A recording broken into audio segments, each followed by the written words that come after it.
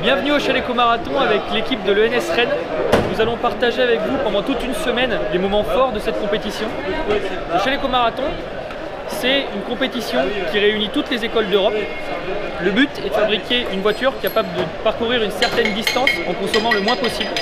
Il existe deux catégories, la catégorie prototype avec des looks futuristes et la catégorie urban concept qui a comme contrainte de ressembler beaucoup plus à un vrai véhicule.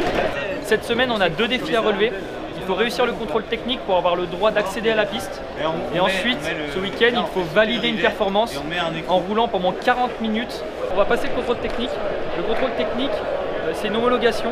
On va passer une série de tests pour vérifier que notre véhicule répond au règlement du Chalet Marathon. Là, du coup, c'est la première étape, la pesée de la voiture. Il faut qu'elle fasse maximum 250 kg, minimum 80. On va aussi peser les pilotes, on verra.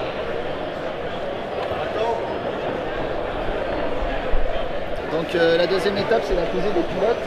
Donc on les pèse avec leurs accessoires, donc combinaisons et casques. Et dans le cas où ils ne respectent pas le poids minimal, on laisse les pilotes avec des masses qu'on va mettre dans le bagage du véhicule. La troisième étape du contrôle technique après la pesée des pilotes, c'est sur le rayon de braquage de la voiture.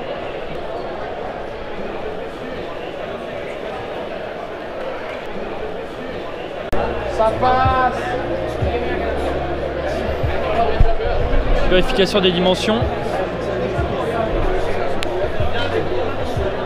Donc sur cette étape, on vérifie la ceinture de sécurité du chauffeur et la sortie du chauffeur en moins de 10 secondes de son véhicule. Montée du véhicule pour test du frein.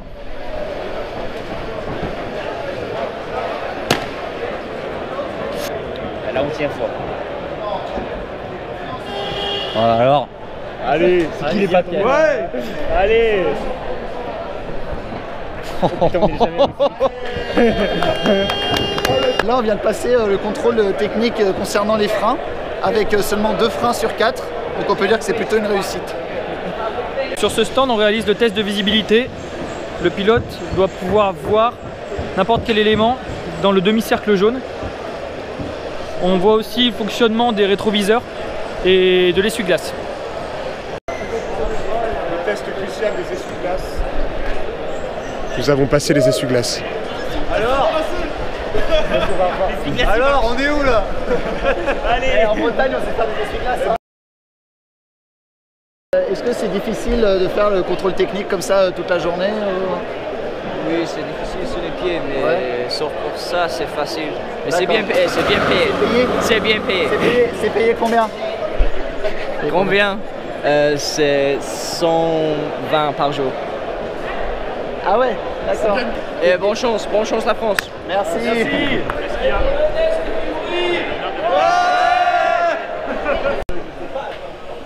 Aujourd'hui, on a validé certains points du contrôle technique. Il y en a d'autres qu'on n'a pas pu valider parce qu'on n'a pas eu le temps, mais aussi au niveau des fenêtres qui n'étaient pas assez sécurisées et du point d'ancrage. Donc on a travaillé assez tard ce soir pour essayer de valider ces points. Et donc on continuera demain pour essayer de valider l'ensemble des étapes du contrôle technique.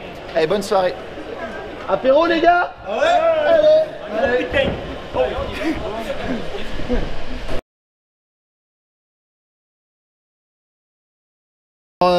Est-ce que vous êtes stressé pour le contrôle technique cette année? C'est-à-dire que sur plusieurs points, déjà au niveau de la masse, j'ai pris du poids cette année, 20 kg. C'est sûr que j'ai pas fait beaucoup d'exercices durant cette année. En plus, j'ai pris en volume quoi, et je suis un peu plus fragile que l'année dernière. Donc je garde la tête froide, mais j'ai un peu peur. Merci beaucoup pour ces informations.